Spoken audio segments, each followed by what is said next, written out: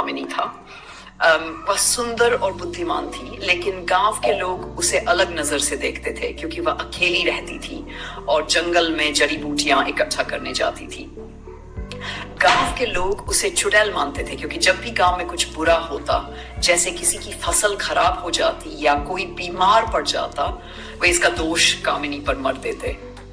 कामिनी ने कभी किसी को नुकसान नहीं पहुंचाया था, पर लोग उसे तिरस्कृत और डर के भाव से देखते थे।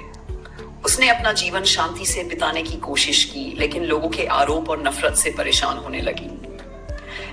एक दिन गांव के कुछ लोगों ने उसके घर में आग लगा दी, ये सोचकर कि अगर वह चुड़ैल है तो आग से बच नहीं पाएगी। परंतु आग की लपटों से उठते धुएं के बीच कामिनी गायब हो गई। किसी ने उसे जाते हुए नहीं देखा और नहीं कभी वापस आते देखा। कई साल बीत गए, लेकिन गांव के लोग अब भी कामिनी की बात करते थे। कहते हैं कि जब भी गांव में कोई अनहोनी होती, जैसे कि अंधड़ या किसी की अचानक मौत, लोग कहते कि वह चुड़ैल कामिनी का श्राप है। कुछ लोगों का मानना था कि कामिनी एक निर्दोष महिला थी जिसे अंधविश्वास और डर के कारण लोगों ने सताया था, जबकि बाकी लोग अब भी मानते थे कि वह सच में चुड़ैल थी जो अब भी गांव पर अपनी नजर बनाए हुए है।